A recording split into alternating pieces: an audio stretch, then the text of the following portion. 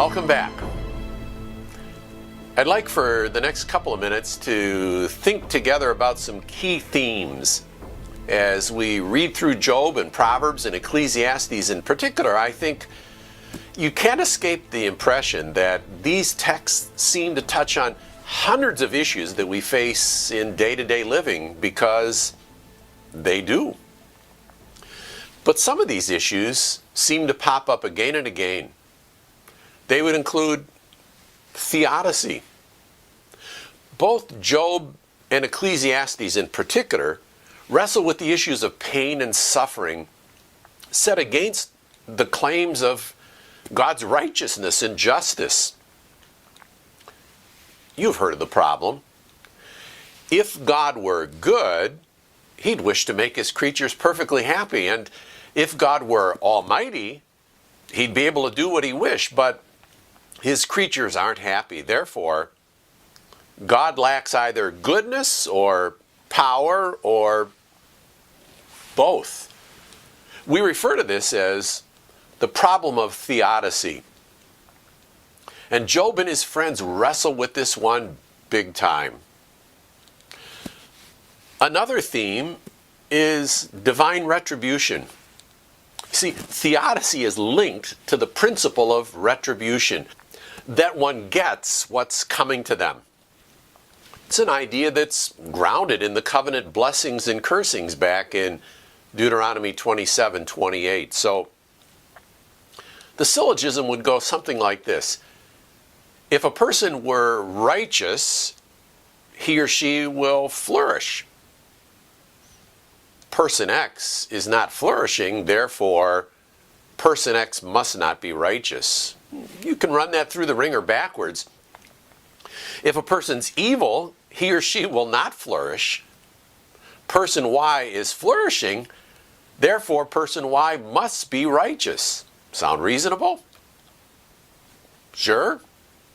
So, how do I handle it when I see an evil person flourishing, or when I observe a righteous person suffering?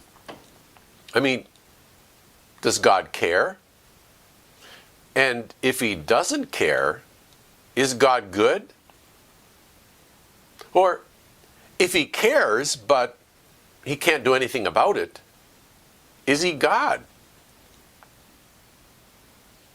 So, we'll see Job and Psalms and Proverbs and Ecclesiastes taking up aspects both of theodicy and the principle of retribution from different angles.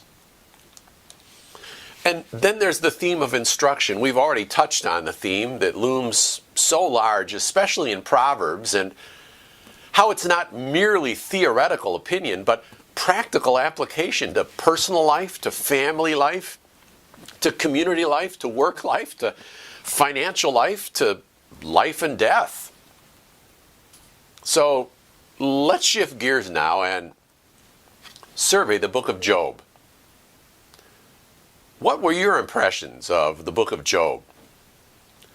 Were there any themes that began to take shape for you as you read through the book? What issues did it leave unresolved for you? You know, it seems that one of the indicators that this is a masterful piece of literature is the way that it stoked profound discussions of the relationship between God and humanity and of good and evil. This composition is really a case study in faith wrestling. I mean, struggling with the weighty issues of faith. The setting is Arabia, the land of Uz. It's during the patriarchal period. Job is a successful agribusinessman, and what transpires in this extended narrative poem? Well, the reader's introduced to Job, a man who's described as blameless and upright, fearing God, turning away from evil. I mean, you can't do much better than that. But the adversary, Hebrew Satan, Sin Tet Nun, the adversary, Satan, pops up from his global inspection tour and Yahweh asks him, "What do you think of my servant Job?" And you'll remember, Satan replies something to the effect that, Job's a goody two-shoes just because you pay him off, as it were. The adversary asserts that were it not for the abundance of blessings, Job would curse God to his face. So, unbeknown to Job, the Lord permits the adversary to test the locus of Job's faith. Was it in Yahweh, or was it in the goodies? The only proviso was that the adversary couldn't lay a hand on Job himself. So, in the first chapter, Job loses everything. And yet, that was no reason to retract his faith in Yahweh. Remember? Naked came I from my mother's womb, and naked shall I return. The Lord gave, the Lord's taken away. Blessed be the name of the Lord. So, Satan ups the ante. He claims that the instinct of self-preservation will cause Job to turn against Yahweh. So, this time, the Lord allows the adversary to make Job himself ground zero of the testing. And in due course, Job, confused, hurt, he rues the day that he was born. He pushes back against God.